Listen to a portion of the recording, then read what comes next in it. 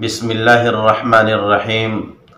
عزتمندو تاسو دا ویڈیو گورئی تدین پس بیا تاسو سره سو خبرې کو. ہم نے رشیا کا حالت کر دیا جیسے ہم نے امریکن کا حالت کر دیا. خدا قسم ایسے تمہارا حالت بھی ہم کرے. نالت ہو تمہاری ٹم بم پر پاکستان، نالت ہو تمہاری فوج پر، نالت ہو تمہارے آئیسائی پر، نالت ہو تمہاری صورت پر جو تم پیدا ہو گیا کہ لا الہ الا اللہ. پاکستان کا مطلب کیا کہ ہم اپنے بچوں کو وصیت کہیں گے کہ پاکستان باپ کا سب سے بڑا دشمن ہے اور جب تک ہم آپ کو ختم نہیں کرے گا. مگر ایک بات یاد رکھو، خدا قسم ہم ایک ایک چیز کا آپ سے بدلہ لے گا اور ٹائم آنے والا ہے کہ ہم آپ کا زمین سے جو ہے نا ایسے کرے گا، ختم کرے گا یہ پاکستان جیسے ہم نے رشیا اور امریکن اور 52 کنٹری کا الگ کر دیا. جو عزتمند تاسو دا ویڈیو کتلا پدې کې دغه باچا کا موال چکم فسادګر او یو ذلیل او رسوا انسان دی چې همیشه لپاره دا په پاکستان پسې زموږ په مدرسو پسې زموږ په علماو پسې غاپي، زموږ په فوج پسې غاپي.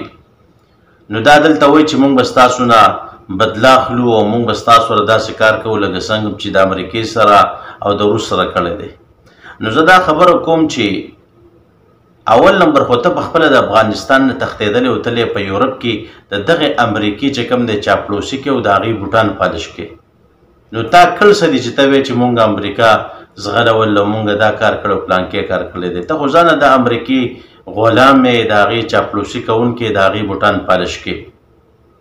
هله به بیا مونږ ستا منلی وی چې ستا اشرف غني دا کار کړی وی، د چا چې تاسو سپورټ کوئ، ځکه ته خو د دغې مجاهدینو هم خلاف یې، د دغې اسلامي قانون هم خلاف یې، د دغې علماو هم خلاف یې. نو ته دا خبره څنګه کې؟ او دویم نمبر خبره دا ده چې د هر ملک یو رولز یو پالیسي وي. زه په خپله سعودي عرب کې ژوند کوم، دلته خو ته راشه بغیر د پاسپورټ نه او بغیر د اقامې نه دلته ته ژوند وکړه، داسې آزاد وګرځه. سبا له به جیل کې پروت دی او بله ورځ به چې کوم دی په خپل ملک کې پروت دی. صحیح شو؟ دا د هر ملک یو قانون وي. زمونږ په ملک کې چې کوم دی ډېر عمر تاسو چې کوم دی داسې بې قانونه تېر کړه چې اوس هغوی یو قانون او یو ترتیب جوړ کو، هغوی چاره څوک بې قانونه کسان یې هغه دې وځي. نو خبره ختمه صحیح ده که نه؟ ته به د هر ملک قانون منې. ته چې په یورپ کې دغه د امریکې غلامي کې او د هغوی چاپلوسي کې، د هغوی بوټان پالش کې، د هغوی قانون به ته نه پالو کې، د هغوی په قانون به ته عمل نه کې. دغلته چې کوم دی د دې دا خبرې غلطې دي چې دا بکواس کوي او تا یې هېڅ هم نه دي کړي. ته خپل نوم مه اخله. ته د اشرف غني غلام یې او هغې هېڅ هم نه دي کړي. ته د اسلامي قانون هم خلاف یې، د دغې علماو د دغه مجاهدینو هم خلاف یې. نو تا نه امریکا زغلوله او نه دې روس زغلولی دی.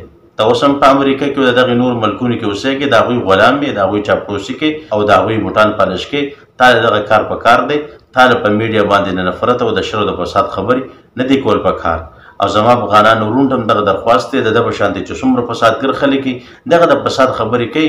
نو دا ته مه کوئ چې ستاسو سره به چې کوم دی بیا نرمي وکړی شي. اوس هم ستاسو نرمي کېږي، ځکه دا څه کوي؟ سهار و ماښام دا نفرتونه خورئ. دا وایي چې زما تاسو چې کوم دی د یهودو د اسرایلو نه تاسو زیات بدې شئ، د هغوی نه مې ستاسو زیات نفرت دی. نو چې دا خبرې کوي نو بیا دې دا د خیر تمنه کوي.